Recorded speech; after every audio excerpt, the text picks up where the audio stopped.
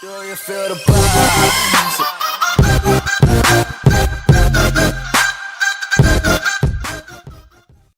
What's up, YouTube? It's Carolina Calvin coming back to another video, and welcome to my Week 1 2017 recap between the Carolina Panthers and the San Francisco 49ers. Now, last year, both teams weren't good. The season before last, the Panthers went to the Super Bowl. They looked bad last year. Health issues, defense wasn't getting stops. We all know about the Josh Norman issues. The fact that they could have kept him on the roster, but of course he ended up moving on to the Washington Redskins. A lot of issues there. On the 49ers side, it's a lot worse.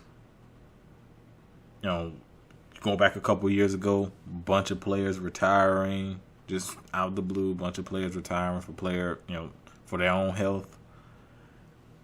The quarterback issues last year. You had Colin Kaepernick, Blaine Gabbert.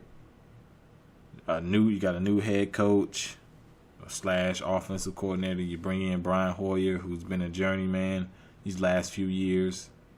You add Pierre Garçon, which is a good one. You got some young guys on defense, which I think that's the area they're going to be improving in the most, at least heading into the season. We'll have to see how they are later on in the season, if they kept up their play, at least for the way they played in this game. But let's get into the numbers. I usually start with the team that the Panthers are facing. Brian Hoyer, 24 of 35, 193 yards, 0 touchdowns, 1 pick. He was sacked 4 times, which the Panthers were able to get some good pressure on him. And it's not all his fault, but he was a big reason why the offense was bad. Inaccurate throws, poor decisions, not making the right decision. They had a moment where receiver comes across the field. He's wide open. He's gonna hit that right pylon. Easy touchdown. He doesn't give him the ball. He kind of hesitates. And then he looks around, so you can tell he's kind of tentative in the pocket. He was getting hit quite a bit. He was being hurried quite a bit in this game. Wasn't good. And I just don't see him playing well. It's a big reason why he's been a journeyman. Not working with a lot of talent here. Pierre Garçon, I like Pierre Garçon, but he's really the only really reliable receiver out there. Carlos Hyde, I like him as a runner, but if you're not putting points up on the board in the air, teams just score way too much now for you to struggle in the passing game. But let's get to the rushing attack. Carlos Hyde, 9 carries, 45 yards. 5-yard average. He played well early in this game when they did run the ball, but obviously the score got out of hand, and that really kept them from it kept them from really sticking to the run, which is something that I'm pretty sure they wanted to do, just because of how effective they did run. Matt Breida, 4 carries, 11 yards, and that's pretty much it. From the receiving, Pierre Garçon, 6 receptions, 81 yards. Carlos Hyde, 6 receptions, 32. George Kittle, 5 receptions, 27. Marquise Goodwin, 3 receptions, 21. The fullback for the 49ers, 2 receptions, 17, because I was going to say his name wrong. Trent Taylor, 1 reception, 8. And Aldrick Robertson, 1 reception for 7. Like I said, the quarterback was under fire. He was getting pressured a lot. Like I said, he got sacked 4 times, got hit even more. That will definitely affect the passing game, but Brian Hoyer is not that good of a quarterback. This is called a ball, a spade, a spade. He's just not that good of a quarterback. So we'll have to see later on to the season are they gonna go with someone else? They're gonna bring somebody else in. Kyle Shanahan's pretty confident in him just because of course he's coached him before. But just looking at him play, and this is only 1 week, but the Niners don't have a lot to work with on the outside. Like I said, Pierre Garçon. But defensively, Reuben Foster, that was the guy I wanted to bring up. The rookie, Alabama. Guy's good. He ended up getting hurt in this game, which was unfortunate, but he was making some plays when he was in there. Navarro Bowman made some plays. Eric Reed, Jaquiski Tart, probably said that right. He had the interception on Cam Newton, which was like a one-handed interception. Really good play. I felt as though the defense, just based on how they were last year, they played better in this game, and you really can't put any blame on them. They got some young guys, they got some veterans in there, and I thought they played solid. Panthers weren't able to really. The Panthers' offense wasn't as effective, and I would attribute some of that to not only just the 49ers defense, but also Christian McCaffrey's Christian McCaffrey was very tentative in the offense, but I'm going to talk about that. But he was very tentative. Cam Newton was rusty. So, that also contributed, but I'm going to give them some credit. I thought they made some plays. Hopefully Reuben Foster is going to be healthy heading into next week. I believe the Niners face the Seahawks. That's going to be bad. Oh, my gosh. Wow. Carolina Panthers side. Cam Newton, 14 of 25, 171 yards, 2 touchdowns, 1 pick. He was not sacked. He really struggled early in this game. He ended up the second half, he was 6 of 6, but early on in the game, his accuracy was bad. In back-to-back plays. Well, as a matter of fact, the interception was an underthrown ball to Kelvin Benjamin, where how often does Cam Newton underthrow a pass? He's usually overthrowing people. But it was an underthrown ball, got picked off, which was a really good interception, one-handed.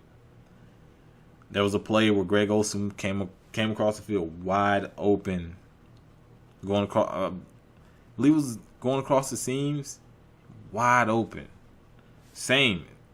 The next play, right after that play where he missed Greg Olsen, because he rolled out to the right side, completely missed him. He was under pressure a little bit. The very next play, Ed Dixon, wide open in the end zone. He throws it to him and misses by a mile. So instead of underthrowing the ball, which is something he normally doesn't do, he overthrows it, which is something he usually does if he does miss a guy. Carolina rushing, Jonathan Stewart, 18 carries, 65 yards. Christian McCaffrey, 13 carries, 47 yards, and they fed him the ball a lot, not only in terms of rushing, but also targets. Cam Newton, 6 receptions for 3.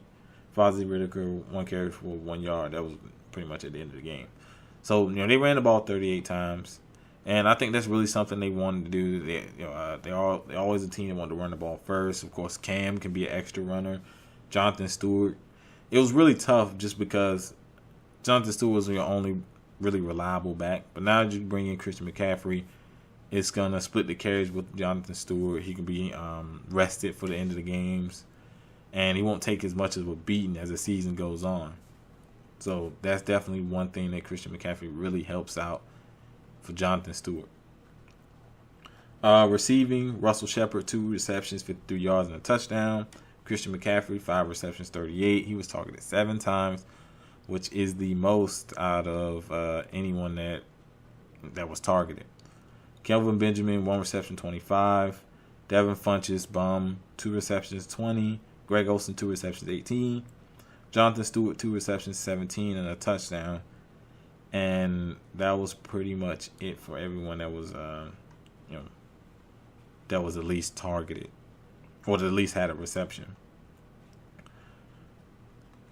These guys are not getting open. Demir Bird, I thought this guy who could have played. He brings speed out there to the field. They should have played him more. He was in the game. He was targeted, but he didn't have a reception. Curtis Samuel, who is dealing with a nagging injury, so hopefully he can be another guy who can be an underneath, a quicker guy. They need that. Those 2 guys need to play to really stretch the field, to really they need some shorter intermediate throws to get guys, so guys can get open. It'll create more space for other guys, so you can have these one-on-one matchups with Greg Olsen and his man, with Kelvin Benjamin and his man, because Kelvin Benjamin is not outrunning anyone. He's just gonna outjump you. He's a physical guy, the tall guy. He's good around the red zone. He's not outrunning anyone. So hopefully, Damiere Byrd, Curtis Samuel can be implemented into the offense. And of course, Christian McCaffrey is a big component of the passing game as well. Defensively, Starlo Tulele made some plays. I thought the front seven played really well. They were able to get pressure on Brian Hoyer. Like I said, they went away. 49ers went away from the run game. So if you could say one thing the Panthers didn't do too well was early on against the run, they weren't as effective, of course, when the game was a low score. But in terms of getting pressure on Hoyer, they did a great job. Thomas Davis played good. Luke Kuechly did have the pick. Kurt Coleman, I thought, coming down from his safety position was really good. Bradbury, he played well. But here's the thing. 49ers offense isn't good. So they're going to have to... I want to see this against the Falcons, against the Saints. They have the Patriots on the schedule. I want to see this against the better offenses in the league. Shaq Thompson also he also had a sack. So I want to see this against the better offenses in the league. 49ers, don't come to me with that garbage. You were supposed to beat them. You were supposed to shut them down. So, but I'll give them credit.